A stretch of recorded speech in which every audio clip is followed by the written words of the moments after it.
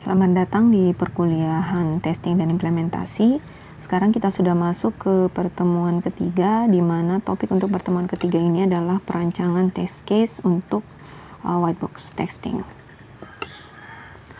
Untuk outline perkuliahan pada topik terkait perancangan test case untuk white box ini ada 6 poin, bisa dilihat di slide 2. Poin yang pertama itu ada tentang kategori testing, di mana ada white box sama black box testing. Ini saya review sedikit yang sudah saya jelaskan minggu lalu pada pertemuan sebelumnya.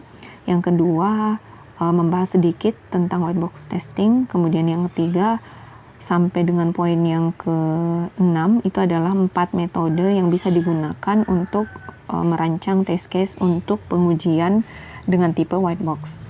Nah, untuk pertemuan ketiga ini nanti kita hanya membahas sampai 3 poin. Kemudian untuk poin ke-4 sampai dengan poin ke-6 itu dibahasnya untuk pertemuan ke-4 pekan depan. Nah, apa tujuan pembelajaran dari pertemuan ketiga ini? Yang pertama, Anda diharapkan bisa membuat yang disebut dengan flow graph, di mana flow graph ini merupakan satu tool yang digunakan untuk mengenerate atau merancang test case pada basis path testing. Kemudian yang kedua, Anda diharapkan bisa merancang yang disebut dengan merancang test case melalui metode yang disebut dengan graph matrix. Kemudian yang ketiga, Anda diharapkan bisa merancang test case melalui metode conditional, data flow, dan looping testing. Nah, yang pertama, untuk merancang test case ada yang perlu diperhatikan, yang disebut dengan aturan Suneo Yamaura. Jadi Suneo Yamaura ini seorang software engineer di perusahaan Hitachi Software Engineering, di mana kemudian dia menerbitkan sebuah jurnal tentang merancang test case yang efektif. Itu nanti bisa diakses, kalau saya tidak salah terbitnya tahun 96. Nah, di situ ada pernyataan dari Suneo Yamaura yang cukup menarik, yang mengatakan bahwa aturan untuk merancang test case yang efektif itu adalah harus melingkupi semua fitur, di mana fitur ini yang kita terjemahkan menjadi skenario. Ini saya sudah bahas minggu sebelumnya, namun jangan terlalu banyak test case-nya. Jadi fiturnya harus tercover semua di dalam perancangan untuk menguji atau tes perancangan pengujian, tetapi untuk setiap fiturnya test case-nya itu jangan terlalu banyak. Nah, ini yang kemudian menjadi topik bahasan kita. Jadi bagaimana kemudian test case yang kita buat itu tidak terlalu banyak, tetapi kemudian mampu mencakup semua hal-hal yang penting untuk diuji dalam sebuah fitur. Nah, sebenarnya aturan perancangan ini yang kemudian jadi panduan dalam merancang test case untuk jenis pengujian apapun. Nah, ini saya sudah bahas jenis testing pada pertemuan sebelumnya. Ini saya ingatkan lagi di slide kelima. Jadi cara melakukan pengujian atau metode pengujian secara umum kita bisa bagi secara garis besar menjadi 2. Yang pertama adalah black box testing, di mana testingnya ini yang diuji adalah fungsi yang kemudian dispesifikasikan pada tahap analisis spesifikasi di pengembangan perangkat lunak. Jadi seberapa fungsi yang diinginkan oleh pengguna ada di perangkat lunak itu kemudian di cover di perangkat lunak yang kita kembangkan. Nah, itu penekanannya ada di black box testing, atau kalau kita mengacu ke tujuan pengujian atau definisi pengujian, dia masuknya di proses validasi. Jadi memastikan bahwa perangkat lunak yang dikembangkan itu benar. Nah, kemudian cara melakukan testing yang kedua itu adalah white box testing. Nah, ini yang diuji adalah operasi internal dari produk, atau secara garis besar ya kita harus pengujinya atau testernya itu harus tahu kode dari program yang dikembangkan. Nah, umumnya yang melakukan white box testing ini adalah software engineer-nya atau programmernya itu sendiri. Nah, kalau kita mengacu ke tujuan pengujian, dia masuknya ke verifikasi, jadi memastikan bahwa perangkat lunak dikembangkan dengan cara yang benar.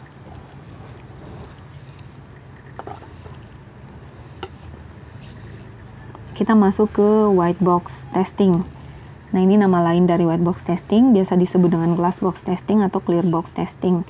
Kemudian pengujian apa yang dilakukan di dalam proses white box testing ini atau dalam menguji kode program dari aplikasi yang dikembangkan. Nah, secara garis besar itu ada 4 yang diuji. Yang pertama adalah memastikan semua jalur path yang independen dapat diuji minimal sekali. Nah, apa itu jalur path yang independen? Nanti ada pembahasannya di slide berikutnya.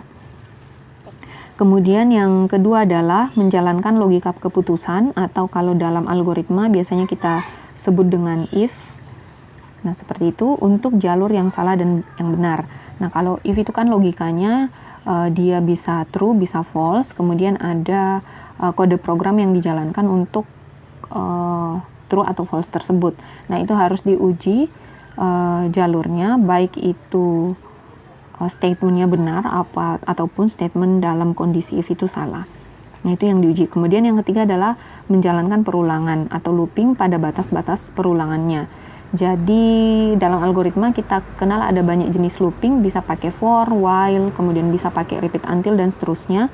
Nah, yang diuji itu kalau di looping untuk kode programnya adalah batas-batas perulangannya.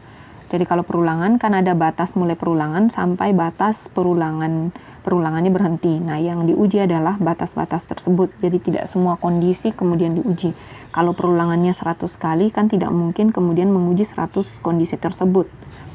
Padahal cara menjalankannya juga sama. Nah, kalau untuk perulangan yang diuji adalah batas-batasnya saja untuk perulangan. Kemudian yang keempat, menguji struktur data internalnya untuk memastikan validitasnya. Jadi yang diuji adalah struktur datanya. Nah, untuk metode perancangan test case white box testing ini nanti akan beberapa metode yang akan dijabarkan dan akan mencakup semua 4 poin pengujian pada white box testing yang ada di slide kami ini. Nah, kemudian mengapa kemudian perlu melakukan pengujian white box testing, sedangkan misalnya diketahui bahwa ada pengujian yang disebut dengan black box testing. Apakah kemudian menguji fungsional dari sistem itu tidak cukup untuk memastikan sistemnya bisa dideploy ke pasar? Nah, itu ada jawabannya di poin pertama. Jadi yang pertama yang diuji adalah tidak hanya fungsionalnya dari sistem yang kemudian di cover di black box testing, yang diuji adalah perlunya juga pengujian kesalahan logika pada penulisan program. Jadi kalau misalnya logikanya dalam mengembangkan program atau kodenya itu salah, itu pasti fungsionalnya atau di pengujian black boxnya akan juga mengalami error. Jadi fungsinya yang pertama, kesalahan logika itu bisa dideteksi. Kemudian yang kedua, mengidentifikasi kemungkinan jalur atau path yang tidak benar. Jadi kalau di kode program itu kan ada beberapa path yang memungkinkan atau bisa dikatakan beberapa cara kode program itu dijalankan. Nah, misalnya kalau ada statement if di situ, nah itu kan jalurnya bisa lebih dari satu karena if itu sendiri memungkinkan beberapa kondisi menjalankan kode program. Nah, ringkasnya seperti itu. Jadi ini diidentifikasi semua kemungkinan jalur yang tidak benar atau jalur path yang tidak benar dalam kode program yang dimaksud. Jadi kalau contohnya tadi ada if yang minimal ada 2 jalur program, itu dimungkinkan untuk diidentifikasi atau diuji jalur-jalur program tersebut. Kemudian yang ketiga adalah mengidentifikasi adanya kesalahan penulisan. Kesalahan penulisan yang dimaksud di sini adalah misalnya kesalahan penulisan sintaks pada bahasa pemrograman tertentu yang digunakan untuk menulis kode program. Nah, jadi yang 3 poin ini yang menjadi dasar kemudian kenapa perlu white box testing di samping melakukan pengujian yang black box. Kemudian poin yang kedua adalah white box testing ini yang dijelaskan bahwa menggunakan dasarnya adalah kode program. Tapi di kode program itu sebenarnya yang diuji adalah salah satunya adalah alur logika dari program tersebut. Nah, alur logika ini yang kemudian nanti menjadi test case dalam white box testing ini. Jadi di sini menggunakan alur logika program. Jadi walaupun misalnya ada 1000 baris kode program yang kita buat untuk satu fungsi. Nah, itu kemudian pada saat pengujian white box itu tidak semuanya perlu diuji. Jadi umumnya yang diambil adalah kode-kode program atau bagian kode program yang memang di situ ada alur logika yang kemungkinan bisa punya lebih dari satu pad atau yang lebih kompleks. Jadi tidak dijalankan secara berurutan. Nah, seperti itu. Nanti ada contohnya, kita bisa lihat contoh alur logika yang diambil dalam program. Kemudian yang ketiga, alur logika tersebut dalam white box testing itu harus direpresentasikan dalam flow graph untuk melakukan perancangan test case-nya. Jadi di sini ada poin yang disebut dengan flow graph. Nah, nanti kemudian dalam pembelajaran ini ada penjelasan tentang bagaimana mengkonversi kode program, kemudian alur logika dari kode program tersebut ke dalam bentuk flow graph. Nah, di slide 8 di situ ada contohnya cara mengkonversi kode program, potongan kode program atau potongan algoritma ke dalam bentuk flow graph. Jadi yang di sebelah kanan ini adalah flow graph-nya, di mana flow graph itu dia terdiri dari, jadi sama dengan graph biasa, jadi ada nodenya yang bundar ini, kemudian ada sisinya atau edge-nya yang menghubungkan antar node. Nah, penghubungan antar node ini sesuai dengan alur logika dari potongan kode program atau prosedur yang kita mau uji, seperti ini. Nah, umumnya yang diuji, bagian program yang diuji dia yang menjalankan fungsi penting atau potongan kode programnya itu melibatkan kondisi atau perulangan. Nah, karena biasanya alur program di kondisi dan perulangan itu dia punya beberapa jalur seperti itu. Nah, contohnya di sini kita bisa lihat cara mengkonversinya seperti apa. Nah, umumnya yang paling umum nanti setiap baris itu menggambarkan satu node seperti ini. Atau misalnya nanti ada beberapa kondisi di mana satu baris bisa saja direpresentasikan dalam dua node, ataupun misalnya lebih dari satu baris itu direpresentasikan dalam satu node saja.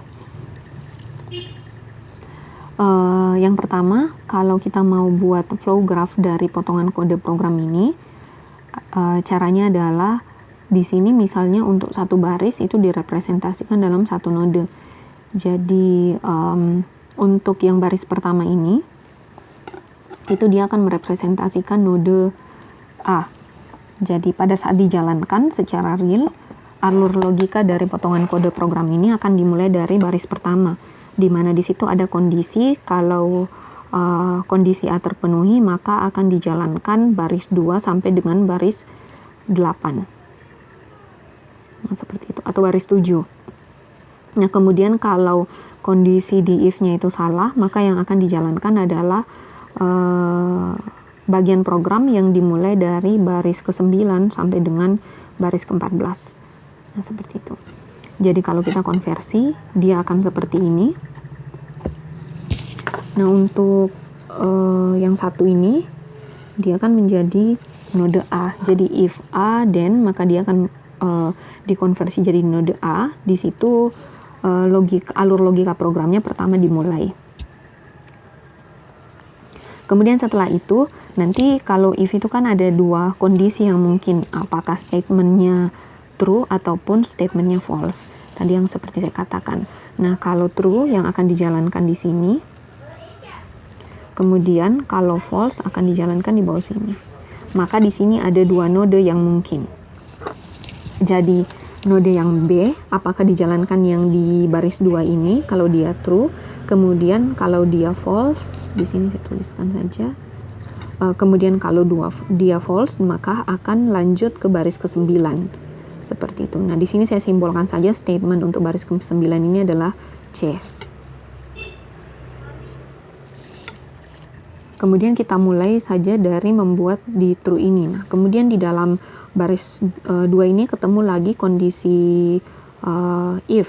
Nah, di mana di sini kalau if seperti ini berarti ada kondisi true dan false.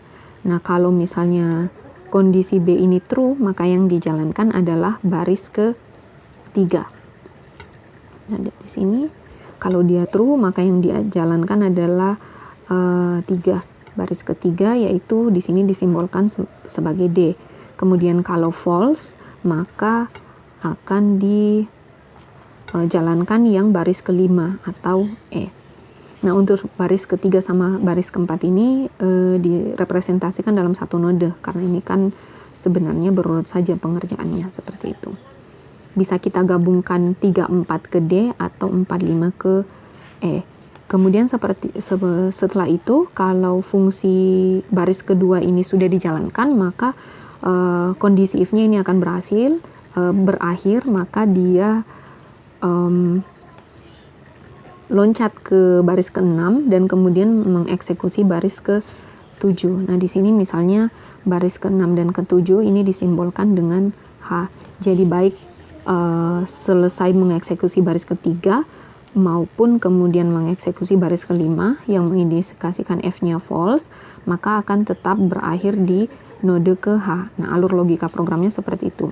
Jadi setelah D, maka ke H, kemudian setelah E pun maka akan ke H. Makanya arah panah dari node ke D ataupun node ke E kembali ke H, seperti itu. Nah, kemudian kita bikinkan alur logika untuk pernyataan yang A ini apabila dia false. Kita terakhir tadi di sini di C. Nah, di sini karena if lagi maka dia kondisinya akan bercabang jadi 2. Nodenya false atau true atau false. Nah, kalau true di sini if C maka dia akan mengeksekusi baris ke-10 atau di sini saya simbolkan menjadi F. Kemudian kalau dia false maka akan mengeksekusi baris ke-12, 11 atau 12, 11 kemudian 12 maksud saya. Maka di sini disimbolkannya menjadi G. Setelah itu, baik ketika if-nya ini sudah selesai, maka dia akan end if di baris ke-13, kemudian akan mengeksekusi baris ke-14. Di sini saya simbolkan saja menjadi I. Nah, setelah ini berhasil, setelah urutan programnya sampai ke I, maka akan berakhir di end if. Di sini saya simbolkannya menjadi J. Nah, bisa dilihat di sini bahwa alur logika potongan program yang ada di sebelah kiri itu direpresentasikan ke dalam flow graph yang ada di sebelah kanan. Nah, untuk true false-nya apakah ada aturan bahwa yang true itu harus di sebelah kiri dan false itu di sebelah kanan? Itu tidak ada aturannya. Jadi kalau misalnya tergantung preferensi Anda, kalau misalnya mau kondisi yang false itu ada ditulis di sebelah kiri dari node, kemudian yang true itu di sebelah kanan, itu boleh saja. Nah, yang penting alur programnya jelas bahwa ketika dia false, maka apa yang kemudian alur logika program untuk kondisi false tersebut, apa yang dilakukan. Nah, itu alurnya sesuai. Di sini saya seragamkan true di sebelah kanan, kemudian false-nya di sebelah kiri. True-nya di sebelah kiri, false-nya di sebelah kanan, itu lebih memudahkan dalam penggambaran alur logika dalam bentuk flow graph.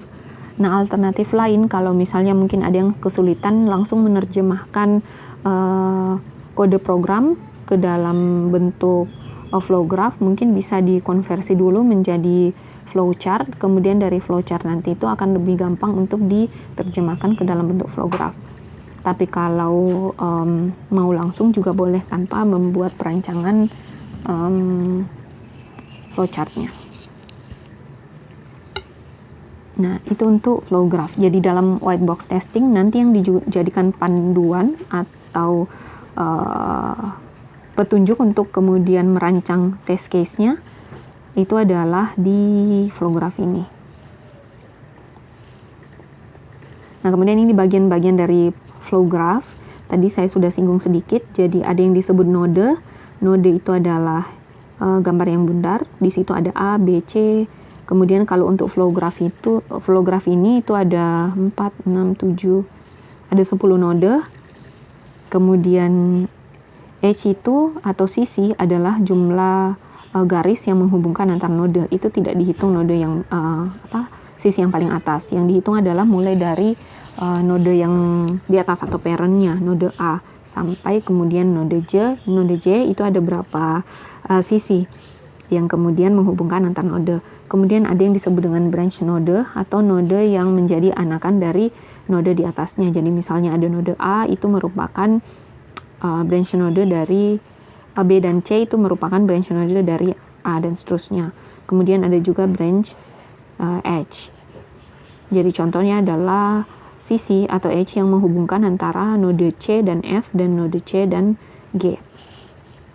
Kemudian tadi ada disinggung tentang path. Nah, path ini apa? Path ini adalah jalur yang mungkin untuk bergerak dari satu node ke node lainnya.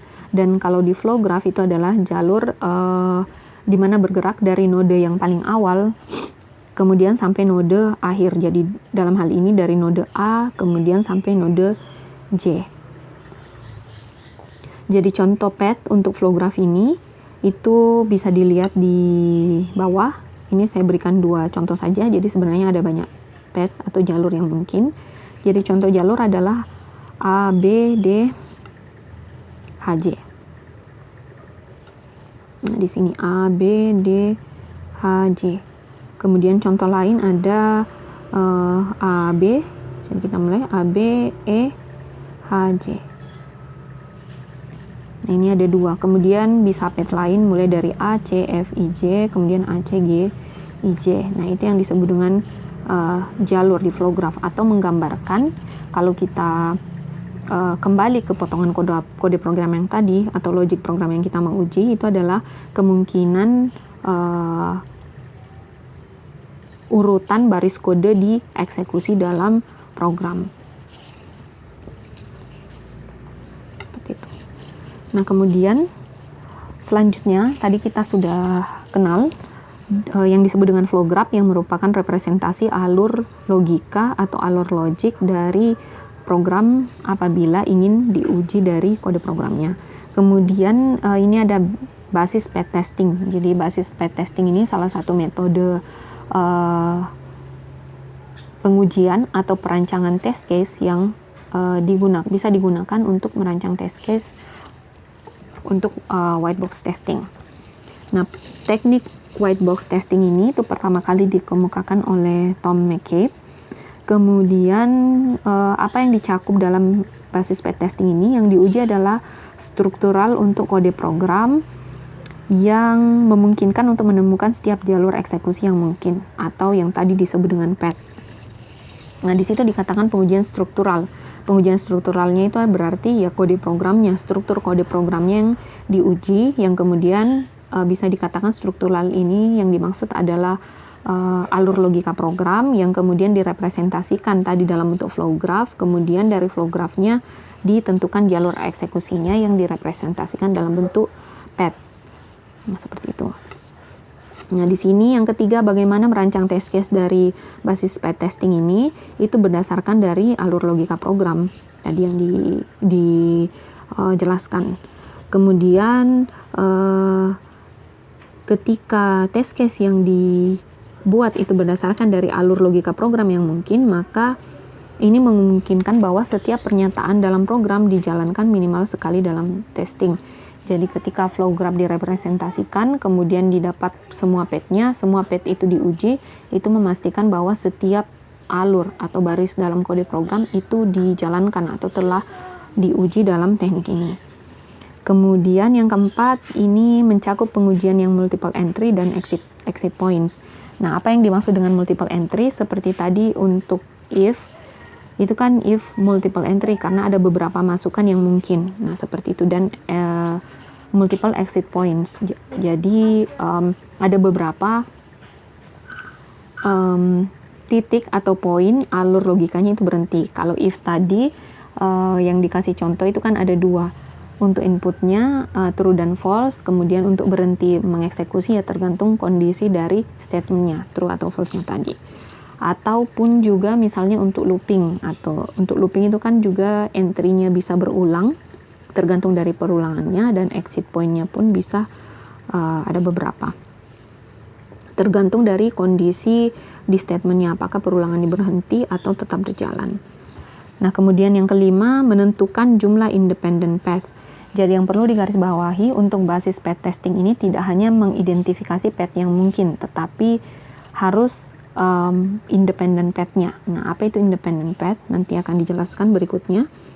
Jadi jumlah independent path yang ada di flow graph itu yang menentukan berapa jumlah test case yang dibutuhkan. Nah, alasannya pakai independent path ini sebagai acuan dalam merancang test case, yaitu untuk kemudian menemukan minimal test case yang bisa digunakan, tapi bisa mencakup semua pengujian yang mungkin. Nah, seperti tadi prinsipnya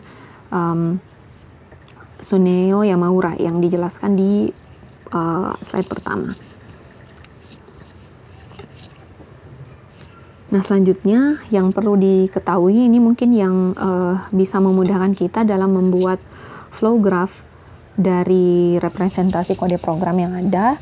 Jadi seperti ini, kalau dia sequence atau berurut saja alur logikanya, maka bisa dituliskan secara horizontal seperti ini. Kalau tadi yang saya kasih contoh itu saya tuliskannya secara vertikal dari atas ke bawah. Kalau ini contohnya yang saya ambil dari bukunya Pak Pressman, itu dia menuliskannya dari secara horizontal dari kiri ke kanan. Atau kalau saya mau rubah, itu akan seperti ini sequence-nya. Kemudian kalau if inputannya dari atas sini, itu akan ada 2 node pastinya karena ada kondisi true dan false, kemudian akan berakhir di satu titik ketika statement if-nya selesai dijalankan. Kemudian kalau untuk while atau perulangan, nah perulangan di sini ada 2 cara. Jadi kalau while seperti ini, jadi pengecekan kondisi perulangannya itu ada yang ada di paling awal. Kalau until itu pengecekan perulangannya ada di node yang di bawah di sini. Nah, kalau misalnya bisa diingat-ingat kembali pelajaran algoritmanya, kalau until itu statement untuk kondisi perulangannya ada di until-nya, jadi repeat until itu ada di akhir potongan statement perulangannya ada di bagian bawah. Sedangkan kalau while untuk pemenuhan kondisi perulangannya ada di baris paling awal atau di while-nya. Makanya di sini untuk kondisi perulangannya ada di node paling awal. Nah, bisa dilihat di sini kalau kondisi perulangannya true, itu dia akan menjalankan kode program yang harus berulang seperti ini dan akan kembali ke pengecekan kondisi while. Jadi gambaran flow graph-nya akan seperti ini. Kalau kondisi perulangannya tidak memenuhi, maka tidak akan terjadi looping atau perulangannya berhenti dan akan kembali ke kondisi di luar perulangan atau statement di luar perulangan. Nanti akan digambarkan jadi satu node begini. Nah, kemudian kalau until bisa dilihat di sini bahwa dia akan memulai di awal, jadi kondisi berulangnya.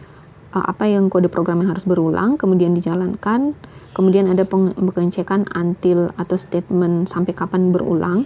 Ketika dia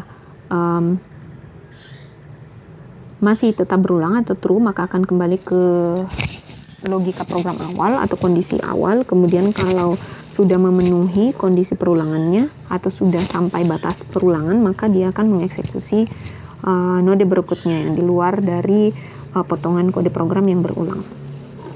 Nah, seperti ini. Jadi kalau misalnya saya mau tuliskan secara vertikal, dia akan seperti ini. Nah, ini ada 3 node, kemudian berulangnya di repeatnya sini. Oke. Nah, di antara node-node yang ini mungkin bisa saja ada node lain. Misalnya di dalam repeat until itu ada kondisi if, maka di antara sisi yang ini itu akan ada masuk potongan if di sini flow graph-nya. Jadi ini kalau kondisinya ya repeat until saja. Jadi memungkinkan ada node lain di dalam kondisi perulangan ini. Nah, kemudian kalau case nanti dia seperti ini. Kalau case itu logikanya kan sama dengan if, tapi dia ada beberapa kondisi yang memenuhi untuk kondisi pilihan. Nah, jadi untuk penulisan flow graph-nya dia akan seperti ini. Nah, di sini bisa kita lihat ada, kalau case-nya ada 3, maka kemungkinannya ada 3. Jadi misalnya case A, case B, dan case C. Nah, contohnya kalau yang bisa pakai case, misalnya untuk menentukan nilai akhir perkuliahan itu kan ada case nilainya A sampai dengan nilainya E, itu ada 5 kemungkinan. Kemudian nanti ada node-node seperti ini tuh menggambarkan kemungkinan yang ada. Jadi kalau A sampai E itu berarti ada 5 kemungkinan, maka ada 5 node yang ada di case ini. Kemudian nanti ada titik end case atau case-nya berakhir di satu node di sini. Nah, ini struktur flow graph yang kemudian bisa dijadikan acuan untuk membuat flow graph untuk alur logika. Kemudian ada juga yang perlu diperhatikan kalau struktur dalam flow graph-nya yang disebut dengan compound condition. Nah, contohnya kalau misalnya if-nya, kalau yang saya kasih contoh di slide sebelumnya di sini itu kan hanya ada satu kondisi saja, hanya ada if A. Nah, itu ada beberapa kondisi di mana ada lebih dari satu statement yang harus dipenuhi untuk kemudian statement tersebut bernilai true.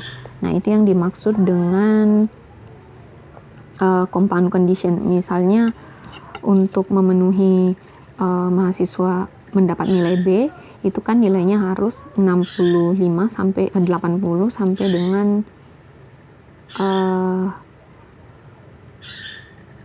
65 sampai dengan 80. Nah, itu kalau diterjemahkan dalam bahasa program itu kan kita pakai N. Jadi if nilai lebih kecil dari 80, N lebih besar sama dengan 65. Nah, itu yang disebut dengan compound condition. Jadi kondisi di mana terdapat satu atau lebih operator boolean pada pernyataan kondisi if. Nah, ini contohnya. Jadi tidak hanya N, tetapi juga misalnya kondisinya menggunakan N. Nah, ini agak berbeda struktur dalam flow graph-nya, tidak sama dengan struktur if tadi yang pada umumnya yang ada di slide 11. Nah, jadi contohnya seperti ini, representasinya seperti apa? Jadi kalau OR representasinya seperti ini. Kalau OR itu kan dia akan bernilai true kalau salah satu dari statementnya baik A atau B itu bernilai true. Nah, kalau N, A dan B itu harus true, baru kemudian nilai dari statement di if itu bernilai true. Nah, seperti itu. Nah, karena di sini OR, maka penggambarannya seperti ini. Jadi kita mulai dari A. Nah, kalau statement A-nya ini true,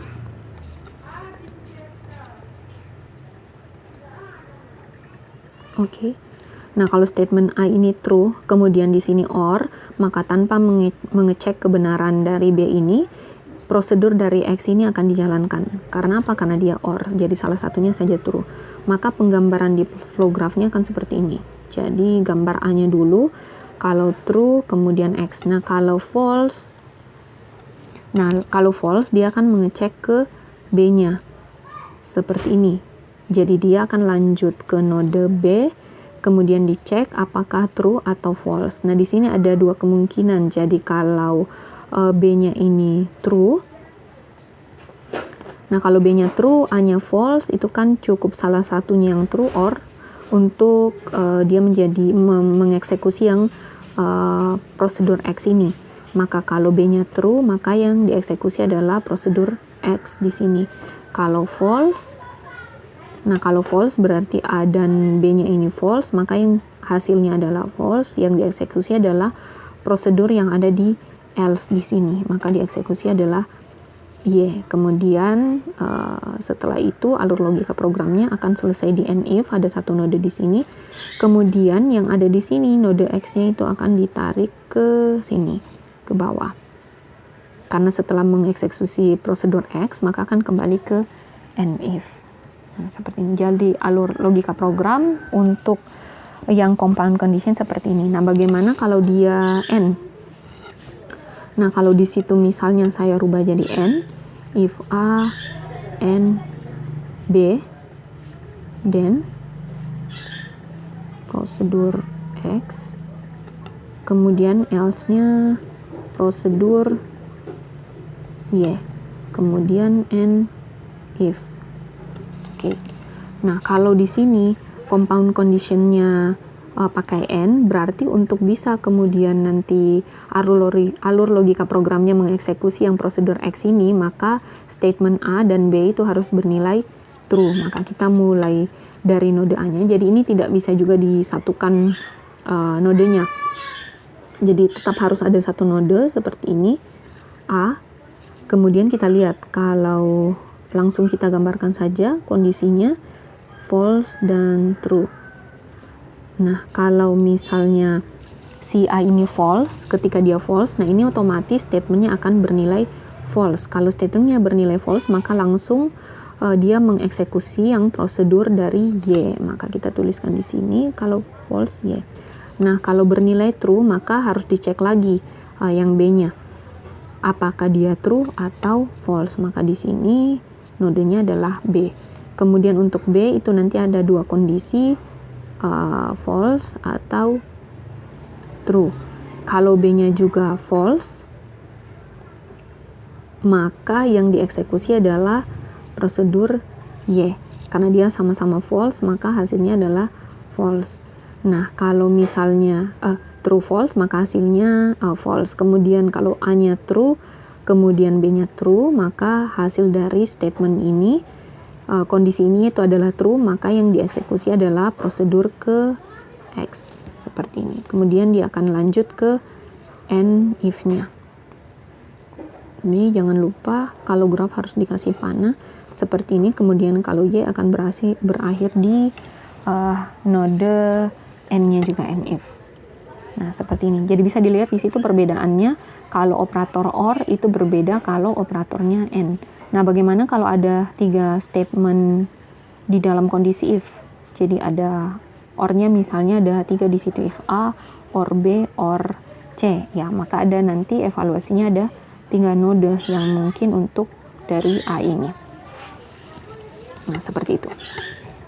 Nah, kemudian ada satu istilah di dalam flow graph ini yang disebut dengan predicate node. Nanti ini akan penting untuk identifikasi jumlah independent path. Jadi cukup ditahu saja dulu sampai di sini. Jadi predicate node itu adalah sebuah node yang dia memiliki 2 edges yang keluar dari node tersebut. Jadi contohnya kalau yang digambar di sini yang termasuk dalam predicate node itu ada A, node A, kemudian ada node B. Kenapa demikian? Karena node A ini ada 2 edges yang keluar dari, ada 2 sisi yang keluar dari node A. Yang pertama edges yang ke B, yang kedua edge ke X. Kemudian yang B ini termasuk predicate node juga karena ada 2 sisi yang keluar dari node B. Yang pertama sisi yang ke Y, kemudian yang kedua sisi yang ke X. Nah, di sini istilah edges sama sisi saya gunakan secara bergantian karena kalau kita bahasa Indonesia kan edge ini itu adalah sisi yang di sini, garisan ini yang disebut dengan sisi.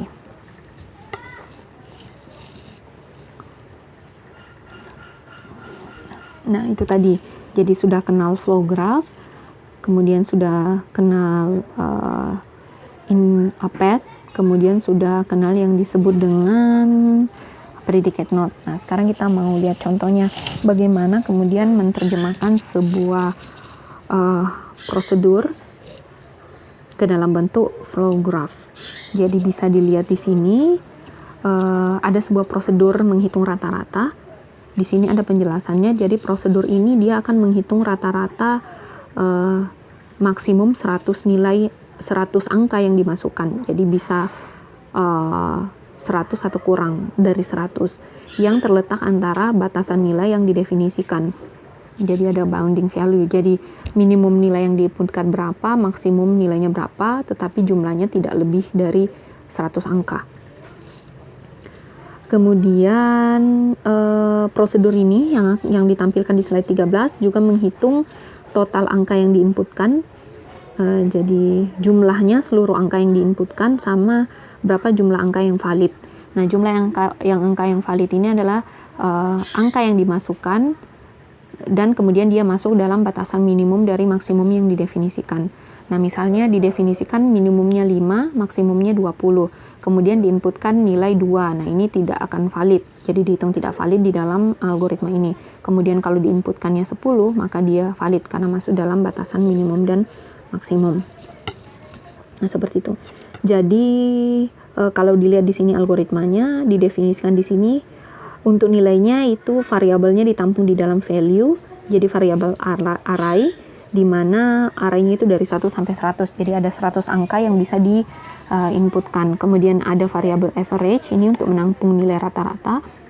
Kemudian total input, ini menampung jumlah nilai yang diinput. Kemudian total valid, ini menampung berapa jumlah angka yang diinputkan dan dia valid, masuk di range yang didefinisikan. Kemudian ada minimum, maksimum, sama sum. Minimum ini nilai minimum yang boleh diinputkan, jadi batasan nilai paling kecil seperti itu. Kemudian maksimum, batasan nilai yang paling besar yang boleh diinputkan. Dan kemudian sum. Sum ini jumlah keseluruhan atau total keseluruhan nilai yang diinputkan. Jadi bukan jumlah nilainya, total keseluruhan. Kalau total input ini berapa jumlah angka yang diinputkan. Nah, seperti itu. Jadi total input ini nanti maksimumnya ya 100 nilai, seperti itu isiannya. Kalau sum ini penjumlahan semua nilai yang diinputkan. Kemudian di sini kita bisa lihat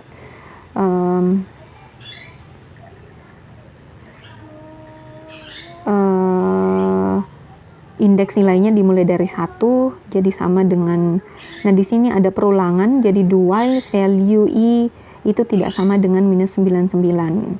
Nah itu berarti kalau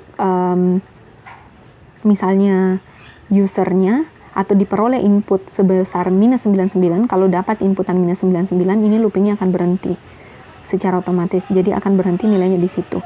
Nah, atau kita logikakan ini seperti menginputkan misalnya stop untuk menghentikan penginputan nilai. Nah, di sini perulangannya dia akan otomatis sampai 100 angka. Tetapi kalau diinputkan minus 99 sebelum 100, itu akan perulangannya berhenti untuk menginputkan nilai. Nah, logikanya seperti itu. Nah, bisa dilihat di sini ada dua kondisi untuk memenuhi perulangan. Inputan nilainya itu tidak sama dengan minus 99 dan total inputnya itu masih kurang dari 100. Jadi kalaupun misalnya tidak diinputkan minus 99 tapi jumlah nilai yang diinputkan sudah misalnya nilai ke 101, maka perulangannya akan berhenti atau algoritmanya berhenti menerima nilai dan menghitung jumlah dan rata-rata nilai tersebut. Nah, di dalam perulangan ini bisa dilihat sendiri alur logika programnya. Ini ada increment untuk memastikan bahwa akan terus berulang menginputkan nilai. Kemudian ada pengecekan kondisi, apakah nilai yang diinputkan itu dia termasuk valid atau memenuhi batas minimum dan maksimum. Kemudian setelah itu, kalau dia valid, bisa dilihat di sini, maka akan menambahkan 1 atau increment 1 di total valid. Nah, ini untuk menghitung jumlah angka yang valid yang diinputkan. Setelah itu akan di sum atau dihitung totalnya untuk setiap nilai yang diinputkan. Kemudian ada else skip, kemudian ada and if akan berakhir di sini. Nah, ini kondisinya kalau false itu berarti langsung ke increment I. Karena di sini ada else skip, jadi tidak ada kondisi kalau nilainya tidak valid, tidak ada proses yang dilakukan. Jadi proses penjumlahan itu hanya akan dilakukan untuk nilai yang valid. Nah, logikanya kira-kira seperti itu. Kemudian and if, kemudian di increment lagi I-nya, ini I kecil. Jadi increment I by 1, di increment 1 untuk mengakomodir perulangan nilai karena dia pakai array.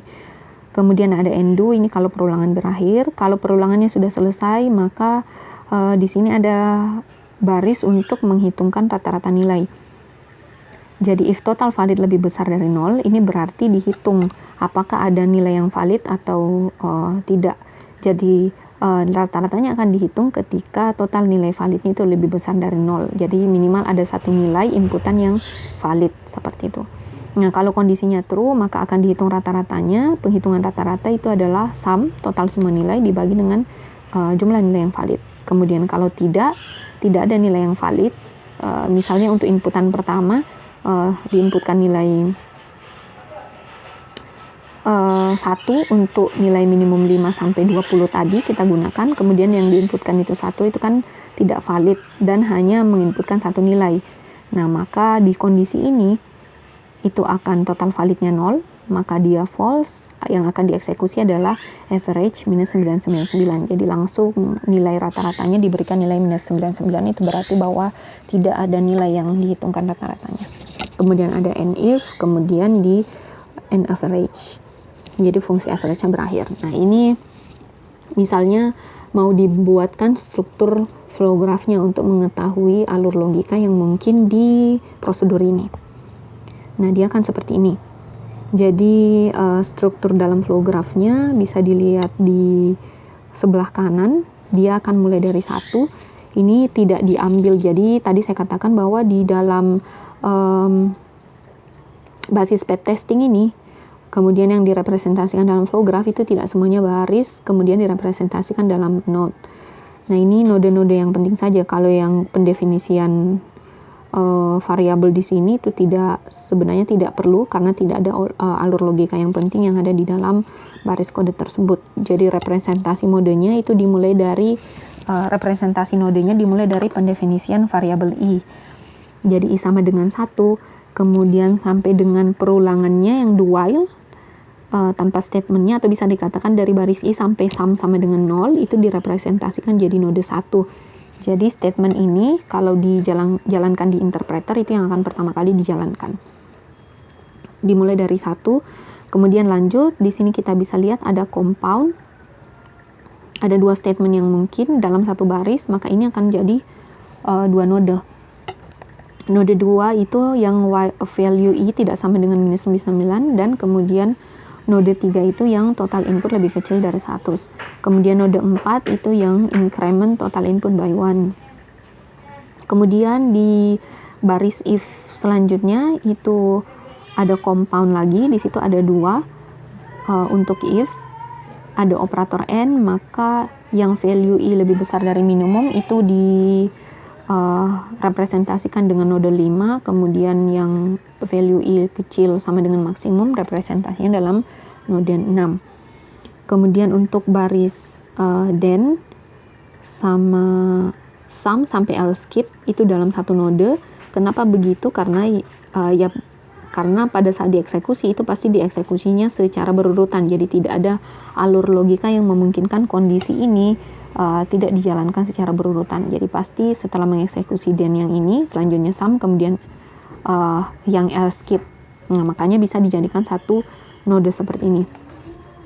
Kemudian dari end if sampai increment i by 1 itu jadi satu node 8. Kemudian ada node 9 yang enduh, artinya perulangannya berakhir.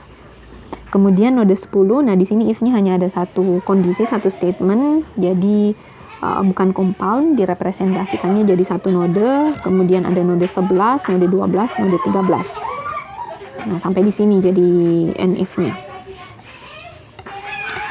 Nah, untuk representasi alur logika programnya bisa dilihat di slide di sebelah kanan dari slide 14 ini. Nah, seperti ini compoundnya, bisa dilihat alurnya. Nah, ini cara pembuatannya sama dengan penjelasan yang saya jabarkan di slide awal tadi, membuat flow graph. Nah, untuk latihannya silahkan Anda memahami kenapa kemudian flow graph untuk alur logika program yang ada di sebelah kiri ini menjadi yang sebelah kanan. Jadi bisa dilihat-lihat. Bisa dilihat true false-nya yang sebelah mana. Kemudian, nah ini ada independent program path. Tadi kita kembali ke slide-nya basis path testing ini. Aturan yang ke poin ke-5 tadi, di mana basis path testing ini jumlah test case yang dibuat atau dirancang itu sesuai dengan jumlah independent path. Jadi sangat penting untuk mengetahui independent path dari flow graph yang dibentuk. Nah, sekarang kita lihat bagaimana menentukan independent path dalam flow graph yang dibuat.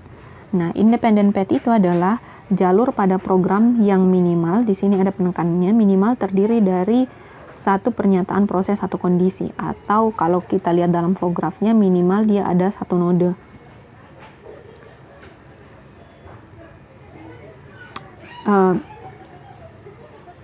Minimal ada satu node, tapi itu jarang sekali terjadi. Biasanya minimal ada satu edge atau satu sisi. Nah, kalau satu sisi itu pasti minimal ada dua node untuk menjalankan kondisi tersebut. Jadi minimal terdiri dari satu pernyataan proses atau kondisi. Kemudian flow graph. Nah, ini kalau dari sisi flow graph tadi, jalur yang memiliki minimal 1 edge yang belum dilalui oleh path lainnya. Jadi yang disebut dengan independent path, bagaimana menentukan dia independent path? Ketika path tersebut itu ada penambahan 1 edge dibandingkan path independent path lainnya. Nanti saya kasih lihat contohnya seperti apa. Nah, kita ambil flow graph yang dibentuk dari contoh kasus di slide penghitungan rata-rata di slide 14 tadi. Nah, dia susunan flow graphnya seperti ini. Kemudian bagaimana menentukan independent path dari flow graph ini. Jadi independent path itu adalah jalur dari awal node sampai kemudian akhir node yang mungkin. Seperti ini. Jadi akhir node di sini adalah node 13 kalau bisa dilihat, atau kalau kita kembali ke kode programnya di NIF ini. Jadi pada saat kode program ini dijalankan pasti berakhirnya di node 13. Jadi di NIF setelah penghitungan rata-rata. Maka independent path-nya pasti berakhirnya di node 13 dan berawal di node 1 tadi. Nah, yang ini. Nah, biasanya untuk menentukan independent path atau path itu sendiri, kita mulainya dari path yang paling pendek. Nah, di sini dari gambaran flow graph-nya, path yang paling pendek itu dari 1 sampai 1, 2, 10, 12, 13. Nah, seperti ini. Oke. Nah, jadi path yang pertama kali, jalur yang pertama kali kita bisa identifikasi jadi dari 1. Saya gambarkan saja seperti ini. 1, 2, kemudian ke 10, ke 12, kemudian berakhir ke di 13. Nah, path yang pertama. 1, 2, 10, 11, ini yang path yang kedua. Jadi, oke, kita mulai saja, ini sama saja karena jumlahnya sama. Jadi 1, 2, 10, 12, 13. Path yang kedua, 1, 2, 10, 11, 13. Nah, kenapa ini masuk independent path? Tadi dikatakan bahwa independent path itu kalau ada penambahan edge yang baru. Jadi kalau kita mulai tadi di 1, 10, 12, 13. Nah, 1, 10, 11, 13 ini bisa masuk ke dalam independent path karena ada edges yang baru, ada sisi yang baru yang dilalui, yaitu sisi yang di sini dari 10 ke 11 dan sisi dari 11 ke 13. 10, 11, atau bisa dilihat ada perbedaan node di dalam sini. Jadi kalau yang path pertama pakai node 11, kalau path yang kedua pakai node 12. Nah, gampangnya seperti itu. Kemudian kita lihat path yang lainnya. Itu yang mungkin adalah 1, 2, 3, 10, 11, 13. Oke. Di sini saya tuliskan 1, 2, 3. Ini kan 1, 2, 3, 11, 13. Nah, kemudian nah ini kan juga mungkin misalnya 1, 2, 3, 10, 12, 13. 1, 2, 3, 10, 12, 13. Tetapi kenapa ini tidak kemudian dijadikan independent path? Jadi ini sebenarnya bisa path yang ketiga ini bisa salah satunya, bisa yang pakai 11, 13 atau pakai yang ini kurang 10. Jadi bisa pakai 1, 2, 3, 10, 11, 13 atau 1, 2, 3, 10, 12, 13. Ini salah satunya saja. Kenapa bisa begitu? Jadi kalau misalnya menentukan path yang ketiga itu adalah 1, 2, 3, 10, 11, 13. Nah, ini kalau dibandingkan dengan path 1, 2, 3 itu ada penambahan jalur yang belum dilalui atau edge yang belum dilalui, yaitu di edge 3. Edge 3 di sini. Nah, sedangkan kalau misalnya path 3 itu kita sudah tuliskan 1, 2, 3, 10, 11, 13, kemudian kita buat lagi satu path ini, path 4. Misalnya, nah di sini tidak ada edge yang baru yang dilalui. Jadi 1, 2, 3 itu sudah dilalui di yang sini di path 3, kemudian 10, 12, 13 itu sebenarnya sudah diuji atau dilalui di path 2, jadi tidak ada path yang baru di sini. Nah, maka cukup menggunakan salah satunya saja. Kemudian ada pad 4 selanjutnya 1, 2, 3, 4, 5, 8. Nah ini 8, 9, kemudian 9 di situ saya kasih titik-titik, jadi silahkan dipilih mau 9, 2, 10, 12, 13 ataupun 9, 2, 10, 11, 13. Nah seperti itu, satu independent pad. Nah ini cukup dipilih salah satu saja karena tadi sudah diuji di atas. Bisa dilihat di sini, ini masuk ke independent pad karena ada penambahan sisi yang dilalui, yaitu di sisi 4, 5, kemudian 8, 9. Nah seperti itu. Kemudian pad yang kelima itu adalah 1, 2, 3, 4, 5. Tadi lewat 8, sekarang lewat 6. Nah ini ada penambahan sisi baru atau node baru, jadi node 6, 8, 9, 2 dan seterusnya. Nanti ini masuk ke pad 5. Kemudian pad selanjutnya 1, 2, 3, 4, 5, 6, 7, 8, 9, 2 dan seterusnya. Maksudnya pad 6. Jadi ada 6 independent path yang mungkin untuk flow graph ini. Kalau kita tidak mencari independent path-nya, sebenarnya ada banyak path. Nah, tadi seperti yang saya katakan, yang 1, 2, 3, 10, 11, 13 itu jadi satu path. Kemudian 1, 2, 3, 10, 12, 13. 1, 2, 3, 10, 12, 13 juga bisa satu path. Tapi kalau kita mau mencari independent path-nya, cukup dipilih satu saja karena tidak ada node yang baru di situ. Kalau kita gunakan yang ini. Nah, ini seperti ini pertanyaannya. Jadi kalau 1, 2, 3, 4, 5, 6, kemudian 7, 8, 9, kemudian kembali ke 2, kemudian 3. Nah, ini kembali ke 3, kemudian 4, 5, 8, 9, kemudian 2, 10, 12, 13 misalnya. Nah, apakah itu masuk independent path? Nah, itu jawabannya tidak termasuk independent path. Jadi silakan diurutkan lagi, itu tidak ada urutan node baru yang dimasukkan ke dalam path ini. Jadi dia termasuk path tapi tidak termasuk ke dalam independent path.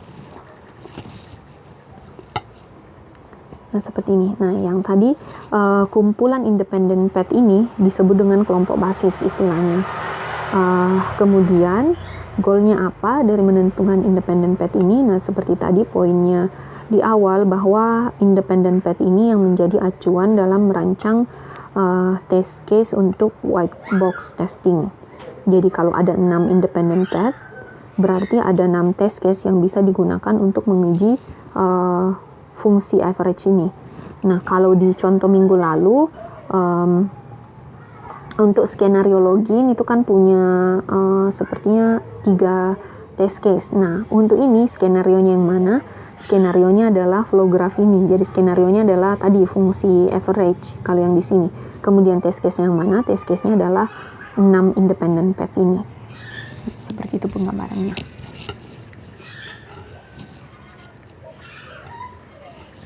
Nah, kemudian ada ukuran di dalam basis path testing ini yang disebut dengan cyclomatic complexity. Jadi cyclomatic complexity ini adalah rumusan yang kita bisa gunakan untuk menghitung berapa independent path yang ada di dalam flow graph.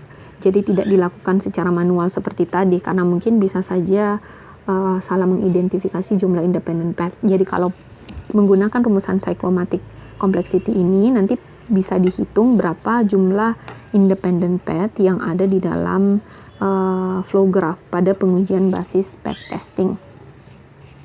Nah, untuk menghitung independent path pakai cyclomatic complexity ini bisa menggunakan 3 pengukuran. Yang pertama bisa dilihat dari jumlah region pada flow graph yang dihitung. Kemudian bisa menggunakan rumusan seperti yang di poin kedua, menggunakan jumlah edge dan menggunakan jumlah node yang ada di flow graph. Jadi rumusannya seperti ini. VG jadi cyclomatic complexity-nya. Nah, ini nilai yang menentukan independent path-nya nanti sama dengan E itu adalah jumlah edge yang ada pada flow graph. Kemudian dikurang dengan jumlah nodenya yang ada di flow graph yang disimbolkan dengan N ditambah 2. Atau bisa juga pakai rumusan yang ketiga, hanya dilihat dari predicate node. Jadi predicate node itu apa? Tadi penjelasannya ada di awal, silahkan dilihat. VG sama dengan jumlah predicate node ditambah dengan 1. Nah, kalau perhitungannya benar, maka ketiga nilai ini itu akan sama. Jadi jumlah regionnya sama dengan rumusan pada VG yang kedua, sama rumusan VG yang ketiga. Nah, ini sama-sama merepresentasikan nilai dari jumlah dari independent path. Nah, contohnya kita mau menghitung berapa jumlah independent path yang paling maksimum yang ada di flow graph representasi dari fungsi rata-rata tadi. Nah, yang pertama adalah menghitung wilayah atau regionnya. Di sini regionnya bisa dilihat, jadi bisa dikatakan mungkin paling gampangnya wilayah alur logika dari flow graph ini. Nah, region yang pertama bisa dilihat di sini. Jadi regionnya bisa di sini. Saya gambarkan supaya lebih gampang. Oke. Nah, siklus tertutupnya atau bisa dikatakan mungkin siklus tertutup dari graf. Nah, seperti ini. Jadi mulai dari regionnya kan bisa seperti ini. Nah ini menjadi R1. Kemudian dari R2 bisa dilihat. Nah, ini kita bisa lihat regionnya bisa ke sini atau bisa di sini.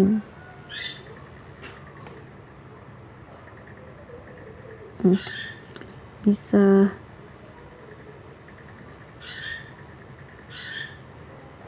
ini region 2, kemudian region 3 bisa di sini, kemudian region 4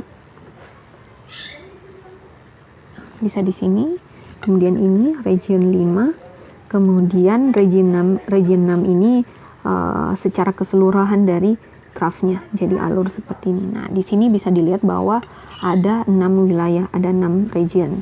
Nah, kalau hanya lihat dari regionnya, itu bisa ditentukan bahwa flow graph ini tanpa tadi misalnya mengetahui independent path yang sudah saya jelaskan di awal, itu ada 6 paling banyak, paling maksimum independent path dari flow graph yang ditampilkan. Atau kita bisa pakai cara kedua, tadi rumusnya adalah VG sama dengan E kurang N tambah 2, di mana E itu adalah jumlah edges, jumlah sisinya. Ini sisinya ada 1, 2, 3, 4, 5, 6, 7, 8, 9, 10, 11, 12, 13, 14, 15, 16, 17, ada ini 1, di sini ada 17, 1, 2, 3, 4, 5, 6, 7, 8, 9, 10, 11, 12, 13, 14, 15, 16, 17. Oke, ada 17 kan.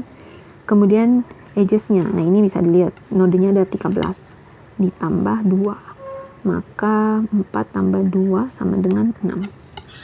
Oke, ini nilainya sama. Kemudian kita melihat dari predicate node. Nah, predicate node tadi definisinya adalah yang satu node ada 2 sisi yang keluar dari node tersebut. Nah, predicate node-nya itu ada node 2, kemudian node 10, kemudian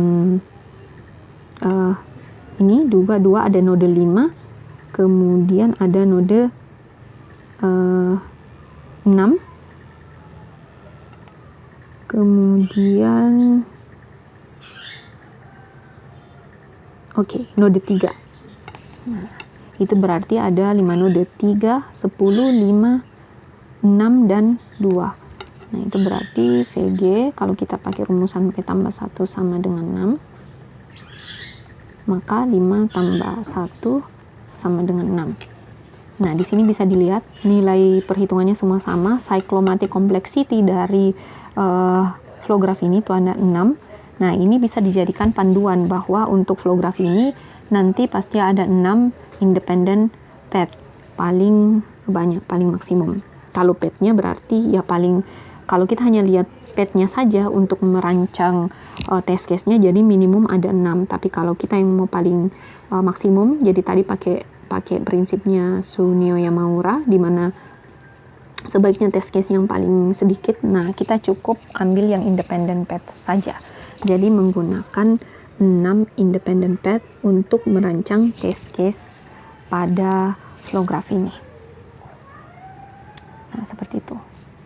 Nah, kalau kita mau rangkum langkah-langkah membuat test case dalam metode basis path testing, di sini ada langkah-langkahnya di slide 21. Yang pertama adalah menjadikan rancangan kode sebagai acuan, kemudian digambar flow graph-nya. Nah, tadi misalnya saya kasih contoh rancangan kodenya itu adalah fungsi perhitungan prosedur perhitungan nilai rata-rata. Jadi dirubah ke flow graph, kemudian dihitung cyclomatic complexity-nya berdasarkan flow graph yang diambil, nanti ketemu berapa independent path yang ada di dalam flow graph tersebut.